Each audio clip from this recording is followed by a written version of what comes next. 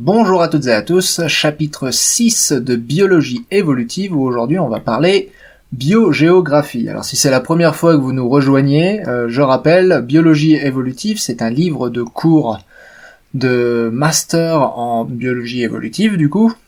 C'est un livre qui fait à peu près 1000 pages et que je me suis juré de lire de la couverture à la couverture, de la première de couverture à la quatrième de couverture. Et donc à chaque chapitre, je m'arrête pour faire une petite synthèse, un petit commentaire que je vous retranscris un peu pêle-mêle, mais bon, de la façon la plus honnête possible. Et aujourd'hui donc le chapitre sur la biogéographie, le chapitre 6, qui, je pense, va être une vidéo relativement courte, parce que ce chapitre 6, contrairement aux autres chapitres, c'est pas un chapitre collectif. Il n'a qu'un seul et unique auteur, Jacques Blondel, chercheur à Montpellier.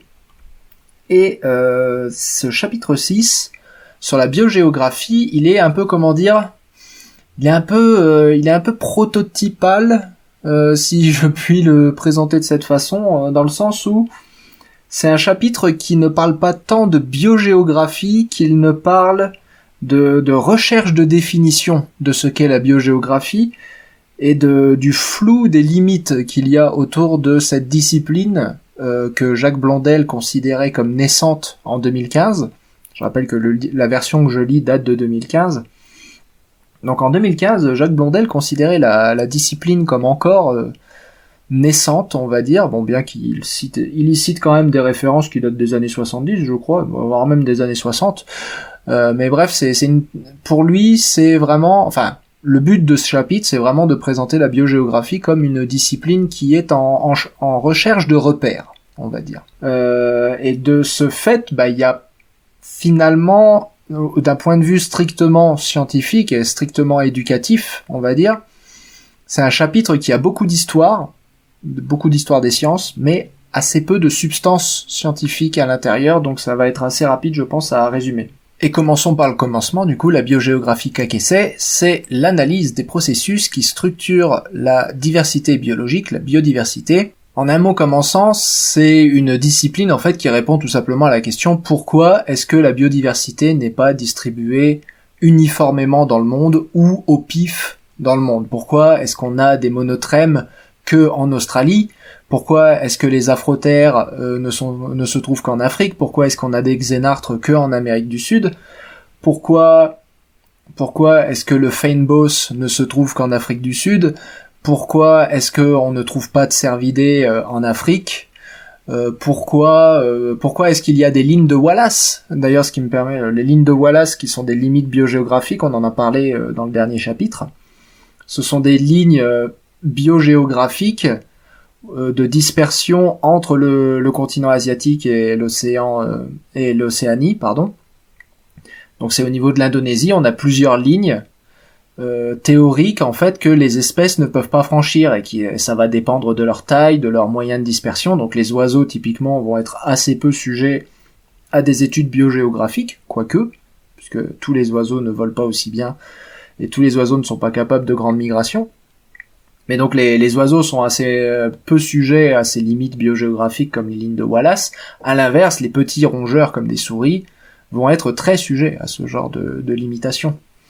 Donc ça va être ça. La biogéographie, c'est pourquoi est-ce que on n'a pas une distribution uniforme de la vie sur Terre? Pourquoi est-ce qu'il y a certaines espèces qu'on ne retrouve qu'à certains endroits? Et puis évidemment, ça va avoir avec la géographie. Fatalement, je veux dire, pour passer d'un continent à l'autre, il faut un moyen de se disperser d'un continent à l'autre. Ça va avoir à faire aussi et surtout avec la tectonique des plaques.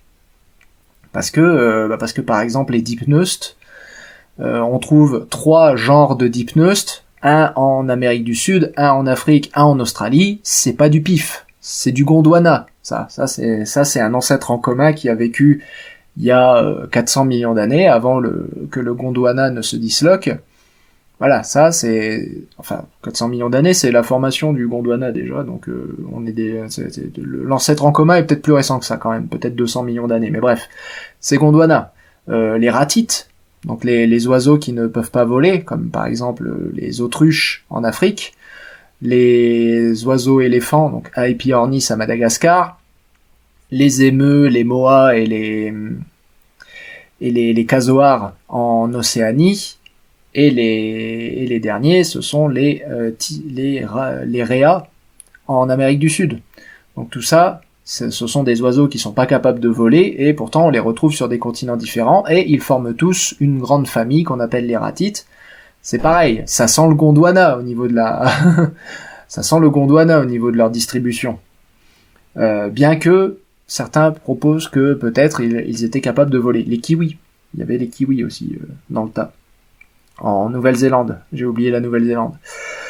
Donc tout ça, ça sent le Gondwana, ça sent la tectonique des plaques. Alors peut-être qu'il savait un peu voler, l'ancêtre en commun, mais en tout cas il n'a pas su se disperser plus loin que le Gondwana. Et peut-être même, du coup, ça veut dire, inférence biogéographique, que peut-être ils avaient aussi des cousins en Antarctique, qu'on ne retrouve plus aujourd'hui parce que l'Antarctique c'est un peu devenu invivable, mais peut-être qu'ils avaient des cousins en Antarctique qui ont disparu et que c'était l'Antarctique qui faisait le pont entre toutes ces masses continentales. Donc tout ça, c'est des choses intéressantes à étudier au niveau de la biogéographie. Et donc comme je le disais tout à l'heure, on a les lignes de Wallace qui sont une des premières grandes théorisations biogéographiques. Bon bah ça a été fondé par le même Wallace qui a découvert entre guillemets la théorie de la sélection naturelle en même temps que Charles Darwin. C'est ce Wallace là. Donc la biogéographie c'est aussi vieux que la théorie de l'évolution elle-même en réalité. Donc c'est assez curieux d'ailleurs de découvrir dans ce chapitre que c'est encore en recherche de définition, mais en fait je pense que ça vient aussi et surtout du fait que c'est assez intuitif en fait la biogéographie. Et c'est pour ça aussi que ce chapitre est fondamentalement pas très très long d'ailleurs, hein. C'est un des chapitres les plus courts du livre. C'est quelque chose qui est fondamentalement quand même assez intuitif quand on voit la distribution des dipneustes et qu'on sait qu'un jour il a existé un continent qui s'appelle le Gondwana et qu'on sait que les dipneustes sont originaires du Dévonien en gros, voire même un petit peu avant. Bon bah c'est pas compliqué de faire l'hypothèse raisonnable que l'ancêtre en commun de ces dipneustes, la raison pour laquelle on retrouve les dipneustes que dans les anciens continents du Gondwana, bah c'est parce que l'ancêtre en commun vivait sur le Gondwana. Ça a aussi des implications biologiques, à savoir que les dipneustes ce sont des poissons, donc pourquoi ne pas plutôt faire l'hypothèse que l'ancêtre des dipneustes était capable de nager dans les océans, parce qu'aujourd'hui les dipneustes ce sont des poissons d'eau douce, certes, donc ils peuvent pas nager dans l'océan, mais pourquoi ne pas préférer l'hypothèse d'un ancêtre qui nageait dans les océans, qui est allé en Amérique du Sud, en Afrique, en Océanie, et puis qui ensuite aurait perdu cette capacité à vivre dans les océans, et ça aurait donné 3 espèces d'eau douce. Bon, parce que ça fait un scénario qui est quand même un peu moins parcimonieux, ça implique 3 événements convergents de perte de l'eurialinité, donc la capacité de vivre dans l'eau salée. Ça implique aussi et surtout de devoir expliquer pourquoi on les trouve pas en Amérique du Nord, en Europe et en Asie. Si l'ancêtre était capable de nager aussi loin, de rallier des continents aussi lointains que l'Afrique et l'Amérique du Sud, c'est pas compliqué d'atteindre l'Europe et l'Amérique du Nord. Donc ça, il faut arriver à l'expliquer. Donc c'est vrai que avoir un ancêtre en commun qui était déjà d'Ulsaquicol et qui est ensuite évolué par vicariance, donc c'est-à-dire par isolement sur chaque continent à sa propre façon pour donner chacun des 3 genres qu'on connaît aujourd'hui de dipneustes, ça semble plus logique d'un point de vue évolutif. Et c'est d'ailleurs l'objet d'un des premiers paragraphes, hein, voilà l'exposition de toutes ces différentes hypothèses, hein, à savoir la dispersion qui va s'opposer à la vicariance, à savoir d'une part est-ce qu'on a plutôt une population ancestrale qui s'est ensuite scindée pour donner chaque espèce qu'on connaît sur chaque continent ou chaque endroit, ça peut être d'autres types de zones géographiques, c'est pas forcément des continents, ça peut être à l'intérieur d'un endroit, il y a un lac qui se forme au milieu et qui sépare la population en deux, ou il y a une rivière qui apparaît et qui scinde une population en deux, par exemple les chimpanzés, les bonobos. Hein, Donc la question c'est est-ce que la rivière est arrivée et a scindé une population en deux, ou bien est-ce que vous aviez une population d'un côté de la rivière qui s'est ensuite dispersée et a donné une autre population de l'autre côté de la rivière. Donc l'opposition dispersalisme versus vicariance. Est-ce que vous aviez une population qui s'est scindée, ou est-ce que vous aviez une population qui s'est ensuite dont une partie s'est ensuite dispersée pour donner une autre population. Donc ça a été un très très long débat dans l'histoire de la biogéographie. Très très long débat qui évidemment n'a pas... Enfin, la conclusion de ce chapitre, c'est que ce débat n'a pas vraiment lieu d'être dans la mesure où de toute façon les deux fonctionnent. Il y a eu des événements de dispersion, comme par exemple les Galapagos. Une fois de plus, les pinsons des Galapagos, c'est une belle histoire biogéographique. C'est comment, depuis le continent, les pinsons se sont dispersés sur les îles des Galapagos et d'une population à l'autre se sont appropriés les lieux, se sont appropriés les niches écologiques et ont formé des espèces différentes capables d'exploiter différentes ressources. Donc ça aussi, c'est une autre démonstration que la biogéographie est aussi vieille que la théorie de l'évolution elle-même, mais du coup, elle est tellement intégrée en fait à la théorie de l'évolution, cette biogéographie, que finalement c'est assez difficile d'en tracer les contours. Et c'est ça le gros point de ce chapitre, la grosse idée à tirer de ce chapitre d'après Jacques Blondel. C'est vraiment, c'est tellement intégré en fait à la pensée évolutionniste, la biogéographie, que c'est difficile en fait d'en isoler l'essence même, si vous voulez. Donc ça veut pas dire que la biogéographie ça n'existe pas, ça veut surtout dire que la biogéographie c'est tellement évident en fait qu'on a du mal à... Ça fait partie de ces notions qui sont tellement évidentes en fait qu'on a presque du mal à en isoler une définition. Voilà. Et d'ailleurs, je rappelle que la théorie de l'évolution repose sur des grands piliers. L'un d'entre eux est la biogéographie. Le fait que justement les espèces ne soient pas distribuées ni au hasard ni uniformément à travers le monde est un énorme argument en faveur de la théorie de l'évolution. Je rappelle que d'après les autres Gugus Terre Jeune, là, il y a une arche de Noé qui s'est crachée quelque part au Proche-Orient, et normalement les espèces auraient dû réévoluer à partir de là. Comment sont-elles arrivées? Comment les espèces terrestres ont-elles atteint l'Amérique du Nord? Comment ça se fait que les ornithorynques se sont retrouvés en Australie alors que normalement ils étaient au Moyen-Orient? Comment ça se fait que les manchots se sont retrouvés isolés en Antarctique et pas ailleurs? Il y a aucune explication. Il y a aucune explication. Ça n'aurait aucun sens si ce récit était vrai. La biogéographie de n'importe quelle espèce prise au pif n'aurait absolument aucun sens si le scénario de l'Arche de Noé avait un moindre faux semblant de début de vaguement de vérité. Voilà. Que les choses soient claires. Donc c'est un argument, je rappelle, la biogéographie c'est quand même un argument fondateur de l'évolution. Donc, d'un côté, c'était très important d'en faire un chapitre, mais d'un autre côté, c'est aussi très difficile d'en extraire ne serait-ce qu'une définition, vu que c'est tellement évident. Et donc ce chapitre se bataille un petit peu avec ces deux opposés, qui finalement sont pas si opposés que ça, c'est juste des opposés... Ce sont des opposés purement philosophiques, on va dire, mais au final, ça revient tout au même. C'est la biogéographie, c'est l'évolution. La biogéographie, c'est l'évolution, et du coup, c'est difficile de parler de biogéographie sans devoir vous raconter toute l'histoire de la théorie de l'évolution. Ce qui est bien au-delà de ce qu'on a envie de faire d'un chapitre 6 d'un livre qui fait déjà 1000 pages, je rappelle. Donc on nous raconte l'histoire de la discipline biogéographique. On nous raconte l'histoire de comment il y a eu des débats au début, évidemment, mais surtout on nous raconte comment la phylogénie a tout changé. Parce que la phylogénie, niveau biogéographique, ça a tout changé. D'un seul coup, quand on a inclus l'idée de phylogénie, et notamment de phylogénie moléculaire, on s'est mis à avoir des scénarios biogéographiques qui devenaient très très clairs. Parce que quand on a un arbre phylogénétique, on peut voir si deux espèces venant d'une même zone géographique sont unies l'une à l'autre. Donc par exemple, si vous avez Y3 qui vient qu'on retrouve en Asie, et Y1 et Y2 qu'on retrouve Y2 en Asie, Y1 en Europe, ça devient très évident que l'ancêtre en commun de Y3, 1 et 2 était asiatique et qu'il y a eu une dispersion en Europe. À l'inverse, si vous avez Y1 et 2 qui sont en Amérique du Sud, Y3 qui est en Afrique, et que par horloge moléculaire vous datez l'ancêtre en commun de ces deux clades, parce que là c'est difficile de dire qui s'est dispersé où, puisque vous avez 50% en Amérique du Sud, 50% en Afrique. Et là c'est difficile de dire s'il y a eu dispersion ou pas, mais si l'ancêtre en commun ici, grâce à l'horloge moléculaire, est daté de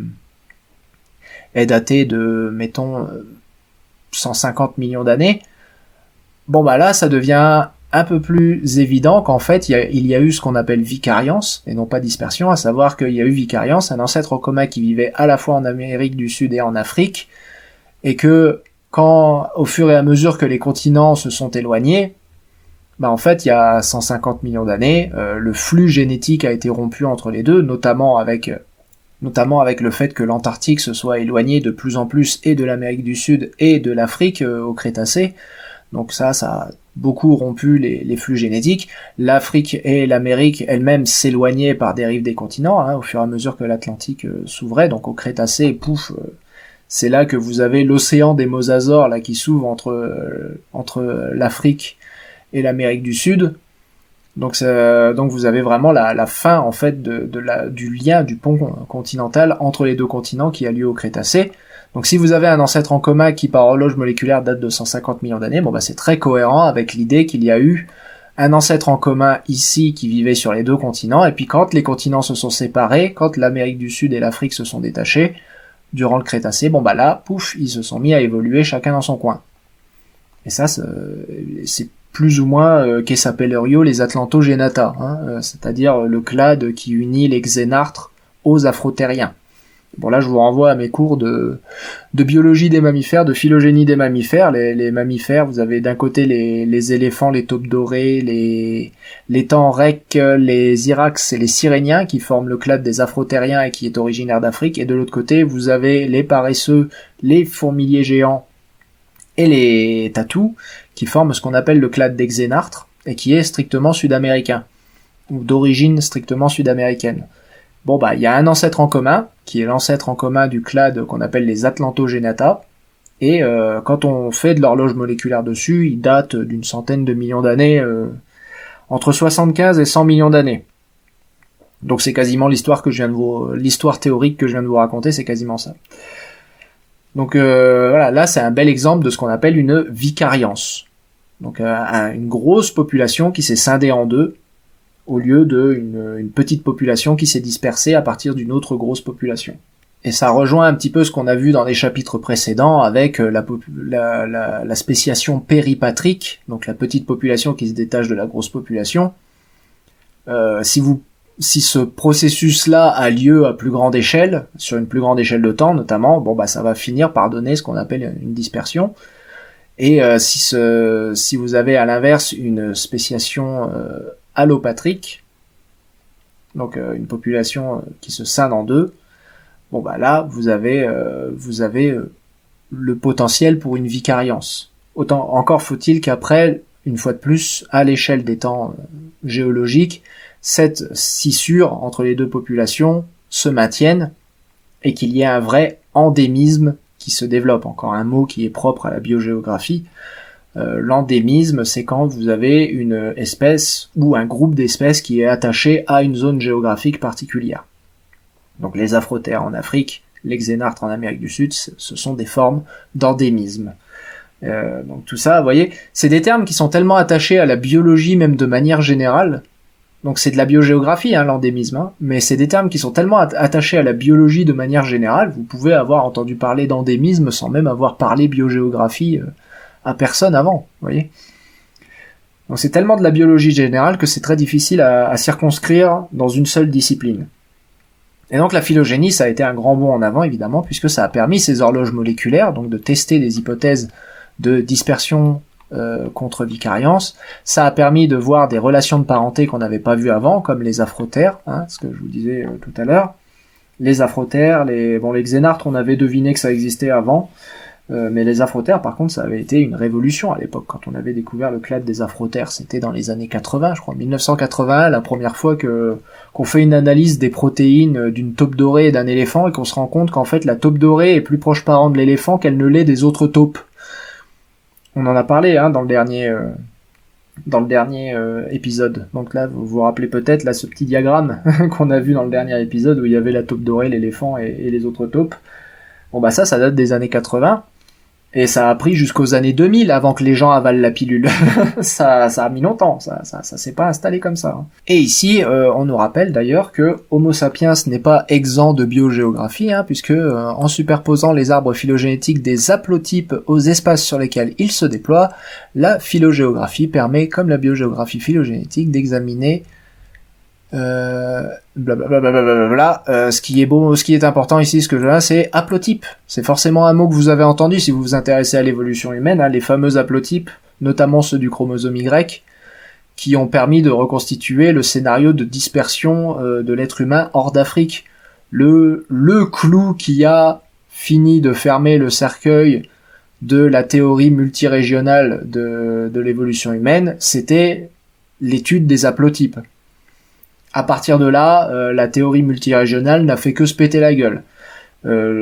Petit rappel rapide, mais il y avait deux théories qui s'opposaient en évolution humaine. La théorie l'être humain est originaire d'Afrique, Homo sapiens, je veux dire, est originaire d'Afrique, et la théorie Homo sapiens a différentes origines, à savoir que Homo erectus est sorti d'Afrique il y a 2 millions d'années, il a donné naissance d'un côté à Néandertal, de l'autre à... Bon, alors on connaissait pas Denisova, mais il y avait Homo erectus à l'époque qu'on connaissait en Asie.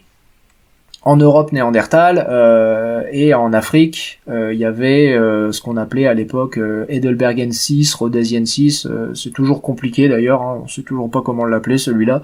Mais bref, vous aviez une population d'Homo erectus africain, une population de dérivés d'Homo erectus européen, une population dérivée d'Homo erectus en Asie, et chacun dans son coin a évolué son propre Homo sapiens.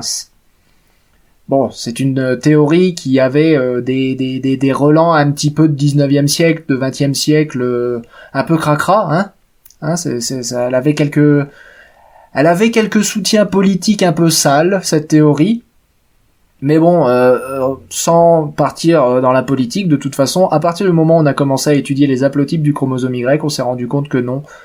La totalité de la diversité génétique humaine, aujourd'hui, était dérivée d'une unique population d'Afrique du Nord, Est en l'occurrence. Donc en fait, on était tous sortis du même lot d'Afrique du Nord-Est qui était passé par le Levant et qui s'est dispersé dans le reste du monde. Donc ça a été le début de la fin, et puis quand on a commencé à faire de la phylogénomique, donc on n'a pas seulement regardé les haplotypes du chromosome Y, mais quand on a commencé à faire de la phylogénomique, en s'intéressant à tout le génome, on n'a fait que découvrir plus de soutien à cette hypothèse, avec des participations quasi anecdotiques de populations locales, de Néandertal, de Denisova et d'autres populations super archaïques, dont on ne sait pas ce qu'elles sont à la base, mais qui sont possiblement des Homo erectus. Sachant que les contributions néandertaliennes, les derniers articles sont formels, les contributions néandertaliennes, elles se sont faites au moment de la sortie d'Homo sapiens par le Levant. Donc c'est pas du tout cohérent avec le multirégionalisme qui lui implique un isolement en Europe pour être validé. Là, c'est vraiment Homo sapiens sortant d'Afrique, s'hybride un peu avec Néandertal. Hybridation qui, je le rappelle, reste quand même plutôt anecdotique. Bon, encore que les derniers articles avaient l'air de dire que il y avait quand même masse de gènes à la base qui ont été injectés, mais la plus grande partie de ces gènes ont été perdus. Donc aujourd'hui, la contribution de Néandertal aujourd'hui est anecdotique. Peut-être à la base, elle l'était pas forcément, si les populations sont effectivement passées tel un train à l'intérieur de la gare de Néandertal, au niveau du Levant. Effectivement, ils ont pu être un peu plus éclaboussés que ça. Mais c'est juste pour dire que voilà, c'est pas parce qu'on a un peu de gènes de Néandertal et un peu de gènes de Denisova que ça ressuscite la théorie multirégionale. C'est au contraire, le croisement avec Néandertal, on en est sûr, aujourd'hui, a eu lieu au moment de la sortie de Sapiens, par ce petit goulet d'étranglement au niveau du Proche-Orient, où l'Afrique contacte le Proche-Orient, enfin contacte l'Asie, quoi. On en est sûr aujourd'hui. Donc c'est vraiment une sortie, c'est vraiment ce qui ressort aujourd'hui, c'est que c'est la Out of Africa qui est la théorie la plus plausible et de façon écrasante. Voilà. Et même quand on a de petits relents de multirégionalisme, en fait c'est pas vraiment du multirégionalisme, c'est Sapiens qui qui est passé dans Néandertal au moment où il est sorti d'Afrique. C'est pas Sapiens qui s'est hybridé avec Néandertal quand Sapiens est rentré en Europe. Sapiens s'était déjà hybridé avec Néandertal en rentrant en Europe. Le chapitre aborde ensuite la biogéographie et l'écologie, donc à savoir que évidemment la géographie oui, mais il faut aussi prendre en compte les exigences écologiques des espèces. Les exigences écologiques des espèces pouvant elles-mêmes d'ailleurs pouvant elles-mêmes être étudiées d'une certaine manière sous le prisme de la biogéographie parce que insularisme. Parce que insularité, parce que alors vous avez évidemment l'insularité stricte, où vous avez comme par exemple les pinsons de Darwin ou les lignes de Wallace dont on a parlé tout à l'heure. C'est un système d'îles qui se fait coloniser petit à petit et en fonction de l'écologie des espèces, les espèces vont arriver à franchir certaines barrières écologiques ou pas et arriver à se disperser dans de nouvelles zones géographiques ou pas. Mais niveau écologie, en fait, vous allez avoir un autre phénomène qui va être des îles écologiques entre guillemets au sein d'un paysage. Par exemple, ça peut être littéralement une petite forêt au milieu d'une plaine. Écologiquement, ça se comporte comme une île et les oiseaux vont se disperser d'une île écologique à une autre, donc d'une petite forêt à une autre, sachant que dans la plaine, c'est trop à découvert et ils peuvent pas nicher. Donc c'est trop à découvert, ils vont se faire défoncer par les rapaces, et de toute façon ils ne peuvent pas nicher au sol, donc il leur faut des arbres pour pouvoir nicher et se reproduire. Donc vous allez avoir des modèles biogéographiques qui ont été inventés sur les îles, qui vont pouvoir aussi être applicables dans d'autres contextes que des contextes strictement insulaires, donc des îles écologiques théoriques, on va dire. Donc par exemple les forêts, les petits forêts, les petits bois. La raison aussi pour laquelle, par exemple, ça a des implications très directes sur notre quotidien, puisque aujourd'hui on dit aux agriculteurs de conserver les haies. Pourquoi ? Pour pouvoir connecter ces îles. C'est entre guillemets îles. On connecte les petits bois avec des haies, comme ça les oiseaux peuvent nicher dans les haies et continuer à maintenir un certain flux génique entre chacun des petits bois, parce qu'on a remarqué qu'en fait ces populations commençaient à s'isoler de plus en plus les unes des autres. On commençait à avoir des phénomènes de spéciation, parce que ces populations qui vivaient dans les bois, ça a beau être des oiseaux qui sont censés en théorie pouvoir voler d'un bois à l'autre, la dispersion se faisait pas tant que ça. Donc ça se comporte réellement comme des îles, très isolées en réalité. Et grâce aux haies, on peut maintenir un flux génique entre ces petits îlots. Donc ça a des implications très importantes et très directes sur notre quotidien. Ils avaient même remarqué que les chants des oiseaux variaient d'un petit bois à l'autre. Donc là, c'est ce qu'ils appellent la génétique des paysages. Donc ce qui va être intéressant aussi au niveau des îles, c'est de savoir toujours qu'est-ce qui se passe en fait quand vous avez un flux de dispersion vers un système insulaire. À savoir, est-ce que vous avez un grand événement de dispersion qui va envahir tout un tas d'îles. C'est notamment important pour comprendre comment on s'est retrouvé avec autant de variétés d'espèces endémiques dans les îles du Pacifique, notamment à Hawaï, typiquement, qui avait une énorme variété, une énorme biodiversité avant que Homo sapiens vienne y foutre le bordel, évidemment, avec son agriculture notamment. Et ça date pas de la colonisation, c'est bien avant que Homo sapiens est arrivé sur les îles hawaïennes.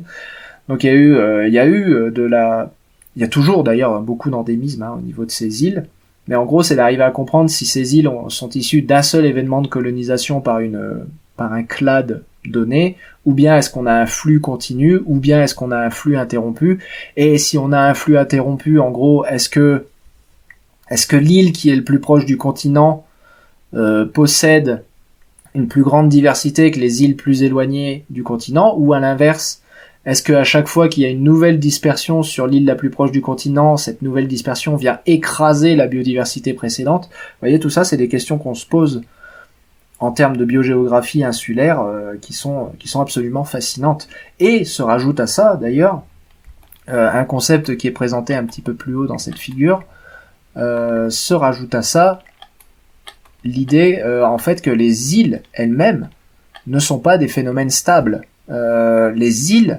certaines, vous voyez, quand il s'agit d'îles volcaniques, hein, j'entends, certaines ont 5 millions d'années, et en fait, au fur et à mesure que la plaque tectonique se déplace sur le point chaud, bah en fait ici, là, vous rapprochez du point chaud, vous vous rapprochez de l'île la plus jeune. Donc ici, la grande île d'Hawaï qui a seulement 400 000 ans.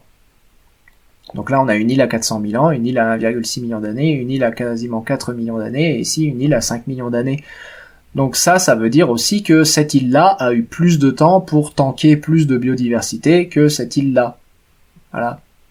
Donc tout ça, ça va avoir un effet aussi sur le niveau d'endémisme de chaque île, et c'est exactement ça qui est représenté ici, hein, le niveau de distance génétique, en fait, entre les espèces d'un même clade, est proportionnel à la distance et à l'âge des îles, et ça c'est fou. Bah là, en l'occurrence, oui, c'est directement proportionnel à l'âge des îles. Donc en plus, c'est pour ça que je dis, c'est un pilier de l'évolution, en fait, la biogéographie, parce que là, vous avez ça marche pas dans un univers qui a 6000 ans, quoi. ça ne peut pas marcher dans un univers qui a 6000 ans. Vous ne pouvez absolument pas comprendre le plus vague concept de biogéographie, qui est juste l'observation des patterns, des patrons de variation aujourd'hui. Vous ne pouvez pas comprendre ça si vous n'avez pas une idée de ce qui s'est passé dans les temps profonds, autant en matière d'évolution des espèces qu'en matière de tectonique des plaques. Et que ce soit de la dispersion sur des îles volcaniques qui se forment à l'échelle de simplement quelques centaines de milliers d'années, ou à l'échelle de la tectonique des plaques globale, où des continents entiers se séparent au fur et à mesure des centaines de millions d'années. Je reprends l'exemple des afrothères et des xénartres et du clade qu'ils forment au sein des Atlantogenata, quoi. C'est juste fondamental, quoi, cette notion de biogéographie. Et c'est d'autant plus dommage, du coup, qu'elle soit si difficile à définir.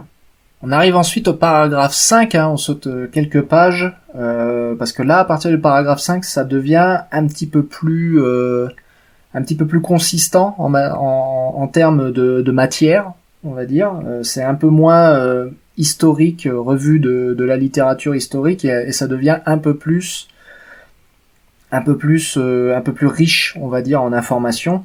Notamment la première notion qui est une notion biogéographique importante, c'est celle des gradients de richesse spécifiques.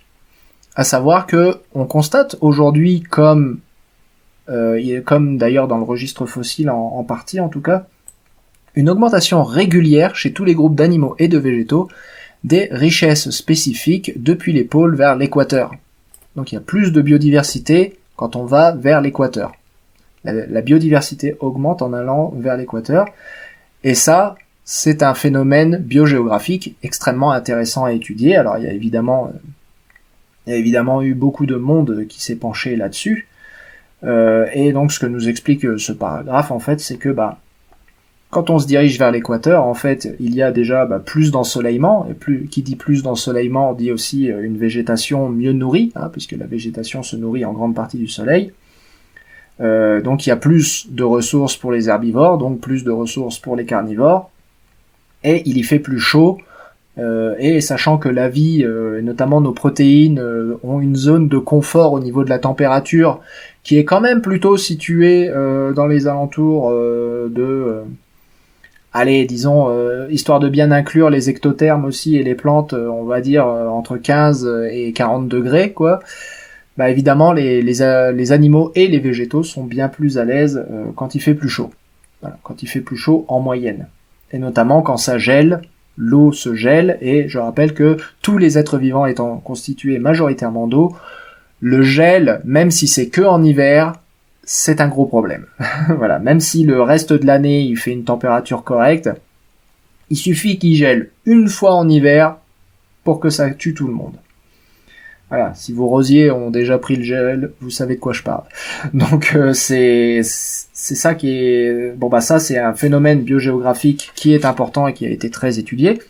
Il y a aussi une dimension au niveau de l'échelle du temps, à savoir que, et la paléontologie du coup a son importance, c'est que le Miocène, qui est la dernière grande période chaude, en fait, a vu une biodiversité assez élevée, très élevée, d'un pôle jusqu'à l'autre.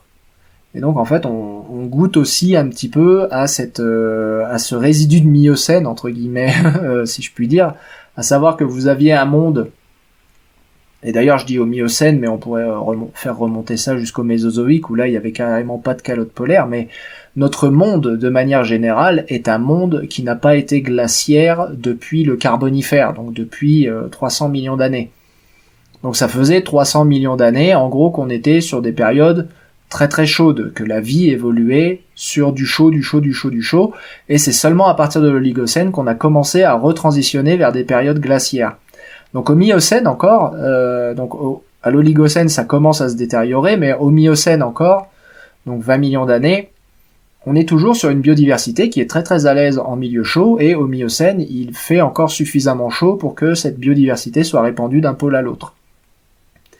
Et en gros, à partir de là, ça n'a fait que se détériorer, ça n'a fait que devenir de plus en plus glaciaire, notamment à partir du Pliopléistocène, donc à partir de 2 millions d'années. Ça veut dire quoi ? Ça veut dire qu'en gros, on a aujourd'hui, finalement, les résidus de cette biodiversité du Miocène. Et ça veut dire que les espèces adaptées au froid sont fondamentalement jeunes. Elles sont obligées d'être fondamentalement jeunes. On est face à des événements d'adaptation relativement récents. Mais le gros des espèces ne s'est pas adapté à cette glaciation. Le gros des espèces, lui, était adapté à vivre sous les tropiques, et donc au fur et à mesure que les tropiques se contractaient vers l'équateur, la biodiversité a régressé vers l'équateur. Et c'est aussi pour ça qu'on a plus d'espèces vers l'équateur que vers les pôles. C'est parce que les pôles, c'est un phénomène qui est nouveau. Enfin, les pôles froids, c'est un phénomène qui fondamentalement est nouveau. C'est un phénomène qui fondamentalement n'a que 30 millions d'années. Et qui, même encore au Miocène, n'était pas une évidence. Donc il y a aussi une dimension temporelle à ça, une dimension paléontologique à ça. Autre phénomène qui rentre sous la houlette, on va dire, de la biogéographie, ce sont les règles écogéographiques. Donc en l'occurrence, on pourrait considérer que l'augmentation régulière de la biodiversité vers l'équateur, on pourrait considérer que c'est plus ou moins une règle écogéographique aussi, mais bon, admettons, là ils le mettent dans un paragraphe séparé. Donc vous avez des règles bien connues, la fameuse règle de Bergman, qui dit que les vertébrés endothermes, donc à sang chaud, sont plus gros quand ils vivent dans le froid que quand ils vivent dans le chaud. Donc ceux qui vivent près des pôles sont plus gros que ceux qui vivent au niveau de l'équateur. Donc c'est des règles, au sens biologique du terme, toujours. Ça veut dire quoi ? Ça veut dire exception, toujours, tout le temps. Il y a toujours des exceptions. Et ça veut dire que c'est une règle statistique. Enfin, c'est-à-dire que ça marche dans la plupart des cas. Donc on commence pas à me sortir que les lois mathématiques ça ne marche pas comme ça. Je sais que ça ne marche pas. Tout le monde le sait que ça ne marche pas comme ça. Ce sont des règles biologiques. Ce sont des lois statistiques. Ça marche dans la plupart des cas. Ça ne marche pas tout le temps. Ce sont des attentes qu'on a autour d'un phénomène général géographique. Voilà. On peut prédire que en prélevant des animaux au pif dans des hautes latitudes et des animaux au pif dans des latitudes basses, on va voir une différence de taille entre les deux, et que cette différence de taille va être plutôt en faveur des animaux qui viennent des latitudes les plus polaires. Voilà. À savoir que les animaux qui viennent près des pôles seront plus gros que leurs homologues des latitudes plus proches de l'équateur. Vous avez la règle d'Allen, à savoir que chez les mêmes animaux, les membres et autres extrémités sont plus courts et plus compacts sous les latitudes élevées.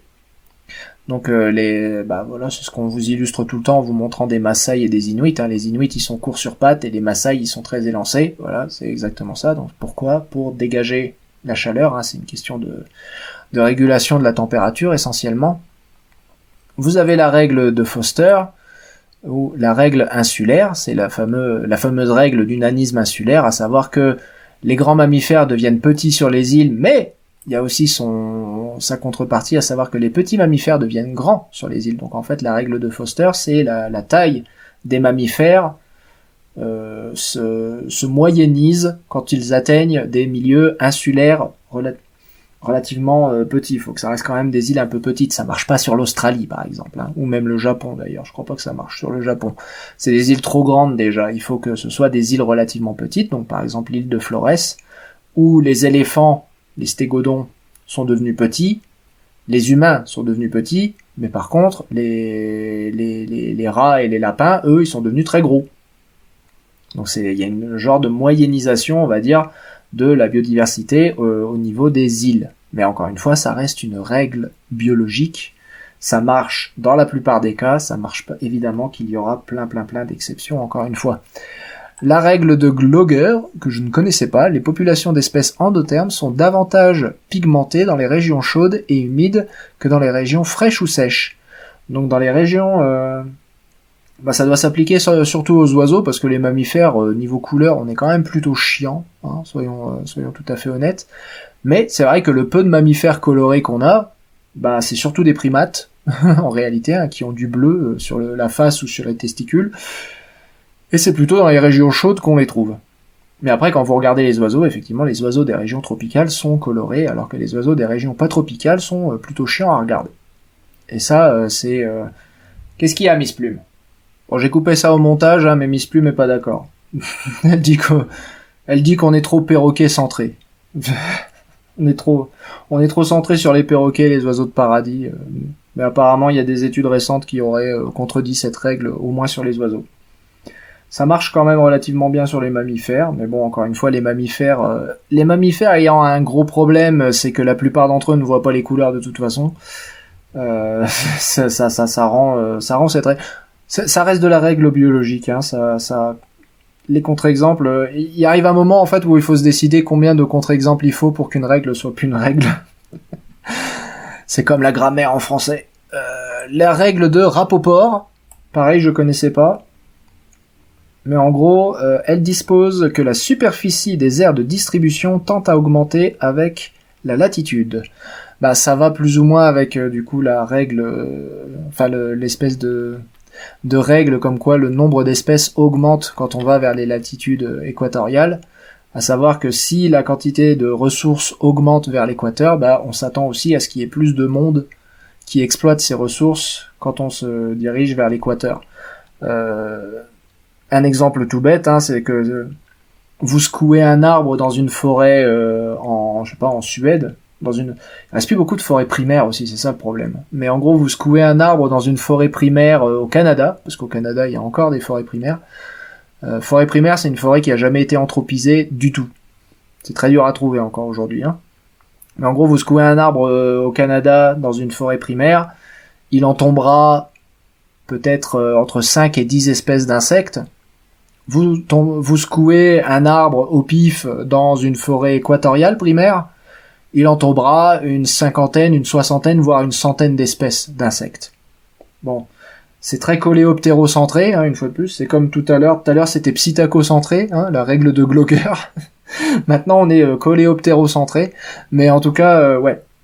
Il y a une forme de vérité derrière ça qui est indéniable. C'est qu'il y a plus d'espèces quand on s'approche de l'équateur, et ça va avec le fait qu'en fait, s'il y a plus de ressources, il y a plus de monde. S'il y a plus de monde, vous pouvez avoir une partition des niches plus importante, hein. Il y a certaines espèces qui vont exploiter différents niveaux. Enfin, au départ, vous avez la même espèce, mais qui va exploiter différents niveaux de canopée, et chaque population va exploiter son propre niveau de canopée, à tel point qu'elles vont chacun former une espèce différente au bout d'un moment. Ils vont se spécialiser à leur propre niveau de canopée. Donc en fait, c'est une conséquence assez attendue du fait d'avoir beaucoup de ressources. À l'inverse, si vous n'avez pas beaucoup de ressources, vous allez avoir moins de spécialisation. Donc ça reste une conséquence assez attendue de ce qu'on a vu précédemment. Et ça conduit d'ailleurs au paragraphe suivant, à savoir la relation entre la richesse entre la richesse spécifique et la diversité. Donc vous allez avoir encore une fois une relation entre le nombre d'individus, la diversité génétique et le nombre d'espèces. Et ça va pas être géographiquement au hasard, une fois de plus, ça va être au niveau des tropiques que vous allez avoir le plus d'espèces avec le plus de diversité génétique. On pourrait même se dire, au niveau d'Homo sapiens, c'est pas pour rien qu'on est originaire d'Afrique. C'est parce que c'est aussi là que il y a une bande tropicale assez significative au niveau de l'Afrique. Il y a beaucoup de diversité génétique autour de ces bandes tropicales. Et donc c'est pas pour rien que Homo sapiens finalement s'est diversifié à partir d'un centre en Afrique. Et encore une fois, il y a plein de contre-exemples, les chevaux par exemple, les chevaux et les chameaux qui se sont eux diversifiés en Amérique du Nord. Ceci dit, il y a à l'époque où ils se sont diversifiés, c'est-à-dire il y a entre 60 et 30 millions d'années, là il y avait ressources tropicales beaucoup en Amérique du Nord. Il y en a même toujours d'ailleurs, la Floride, c'est pas exactement la région tempérée non plus. Donc bon, mais on peut trouver encore une fois des exceptions, mais généralement c'est comme ça que ça marche. Évidemment, c'est pas que climatique, il y a aussi des barrières fondamentalement physiques à certaines formes de dispersion et donc à certaines formes de biodiversité. Par exemple, là en Amérique du Sud, vous n'avez quasiment aucune barrière qui empêche les flux géniques.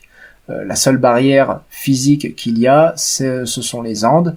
À la limite, vous avez la rivière Amazon qui peut couper des populations en deux, mais sinon vous avez très très peu de barrières. Et c'est pareil pour l'Afrique. Vous avez assez peu de barrières, et donc il se trouve qu'en fait, au niveau des tropiques, vous avez finalement assez peu de barrières qui sont là pour empêcher les flux géniques et pour empêcher la diversité génique d'augmenter, à part ici dans la région en Indonésie, où là vous avez beaucoup d'îles et beaucoup de montagnes. Donc, mais par contre, à l'inverse, dans les régions non tropicales, notamment de l'hémisphère nord, là vous avez masse de barrières qui vont couper les flux géniques. Vous avez l'Oural ici, vous avez l'Himalaya ici, vous avez toutes ces montagnes ici dont je ne connais pas le nom, les Appalaches, les Rockies, enfin bref, il y a pas mal, et les Alpes au milieu de l'Europe quand même qui sont pas négligeables, étant donné qu'il y a pas, ça laisse pas un grand couloir pour les espèces pour se disperser. Il y a pas mal d'îles aussi. L'Europe, ça a été un archipel pendant très longtemps d'ailleurs. Ça fait pas longtemps que c'est pas inondé l'Europe. Donc au final, et en plus, encore une fois, il faut tenir compte du registre fossile et de la géographie telle qu'elle était il y a plusieurs millions d'années, quand l'Europe était un archipel, quand l'Afrique était isolée. Je rappelle que l'Afrique était encore isolée il y a 21 millions d'années, quand l'Amérique du Sud était isolée. L'Amérique du Sud est restée isolée jusqu'à il y a seulement 2 millions d'années. D'ailleurs, ça a été une véritable catastrophe écologique quand l'Amérique du Sud est rentrée en contact avec l'Amérique du Nord. C'est ce qu'on appelle le grand interchange biotique américain. Il y a eu de nombreuses extinctions. On n'appelle pas ça une extinction de masse, mais il y a eu de nombreuses extinctions. Il y a eu évidemment la dispersion d'Homo sapiens qui a ramené d'autres espèces avec lui, parce que Sapiens se balade jamais seul, il a toujours son lot de rats, de chats et de chiens. Donc tout ça, ça a joué, évidemment. Il faut prendre en compte toutes ces choses. Autre exemple, tenez, de belles histoires biogéographiques, c'est les poissons cyclidés, dont on nous parle ici dans ce paragraphe-là. On nous parle de Hawaï aussi, mais il y a évidemment la région des Grands Lacs africains où les poissons cyclidés se sont dispersés, et où là on a quand même un très bel exemple de radiation adaptative directement liée à la biogéographique. D'ailleurs, cette histoire de cyclidés a donné naissance à un nouveau concept, le concept de vicariance cyclique généré par la répétition d'épisodes d'isolement et de remise en contact générant de nouvelles espèces, aussi désignées sous la forme de pompes à espèces. Donc les cyclidés, les poissons cyclidés sont des pompes à espèces. Moi je trouve ça juste marrant de présenter les choses de cette façon. Mais effectivement, à chaque fois que les cyclidés se faisaient relâcher dans un nouveau lac de la région des Grands Lacs africains, ça refait une radiation adaptative, et pareil, si vous avez plusieurs niveaux de profondeur à l'intérieur des lacs avec plusieurs niveaux de trophiques, en fait, les cyclidés, à chaque fois, ont donné plusieurs espèces qui vont s'adapter aux différentes profondeurs, et après, vous avez même des espèces de cyclidés qui vont s'adapter à bouffer d'autres espèces de cyclidés, ou à manger juste une partie des espèces de cyclidés, comme par exemple les écailles. Il y a certains cyclidés des poissons africains qui sont des poissons qui mangent des écailles d'autres poissons cyclidés africains. Ouais, c'est un peu de la folie furieuse, les cyclidés. Il y a plus de 10 000 espèces. C'est dans la région des lacs Victoria, Malawi et tout ça. Il y a plus de 10 000 espèces et tout ça, c'est parti d'une population qu'on dit être ridiculeusement faible à la base. Et toute cette biogéographie, pourquoi ? On a vu pourquoi de point de vue historique. C'est la biogéographie, c'est la théorie de l'évolution, c'est un des piliers de la théorie de l'évolution, mais toute cette biogéographie aussi parce que comme ils le disent juste ici, enfin comme le dit Blondel juste ici, il y a urgence. Il y a urgence aujourd'hui à faire des modélisations d'habitat, donc ce qu'on appelle des cartes d'habitat favorables. Pourquoi ?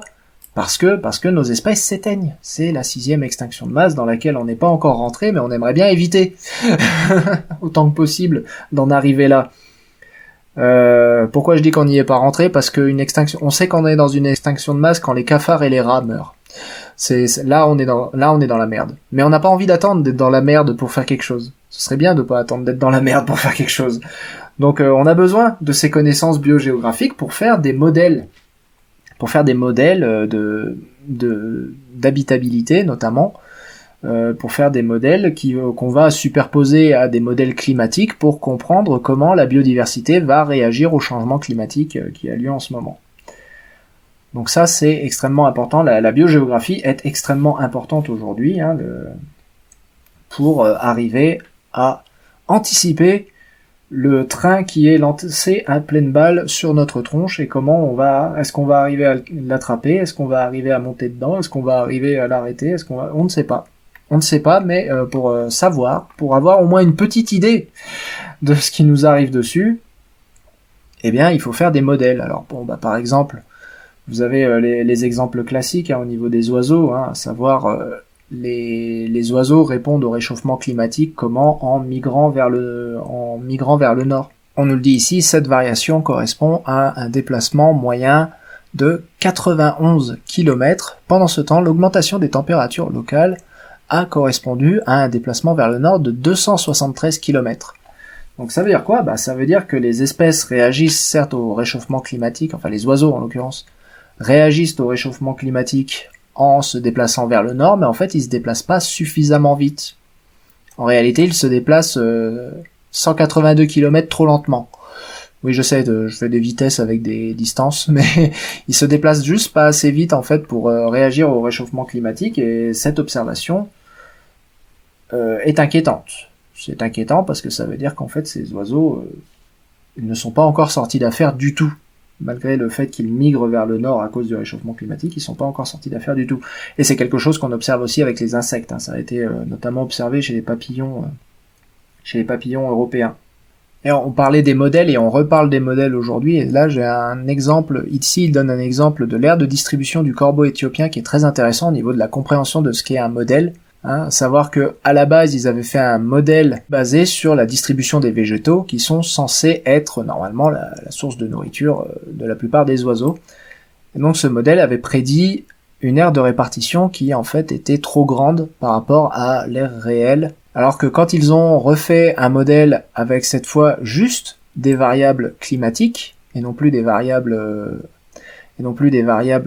liées à la végétation, là ils ont trouvé une aire beaucoup plus restreinte mais qui était beaucoup plus proche de la répartition réelle du corbeau. Et donc ce paragraphe il vous explique en gros comment le modèle a été raffiné pour arriver à avoir une aire de répartition qui était beaucoup plus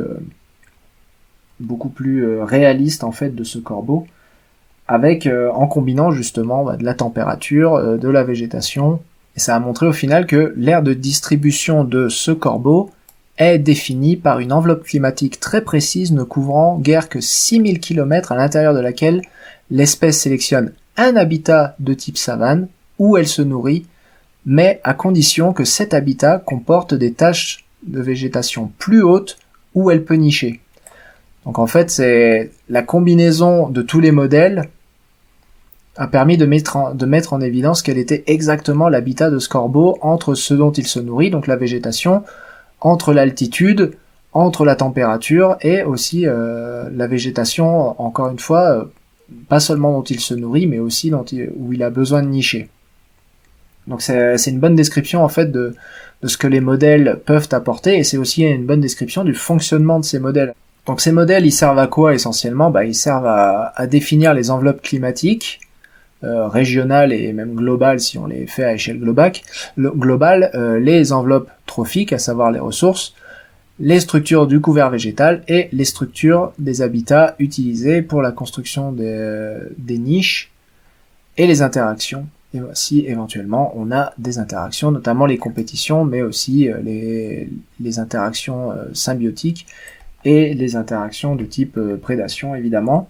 Donc on rentre tout ça dans les modèles et on essaie d'en tirer la distribution des espèces et comment elle va varier dans le temps.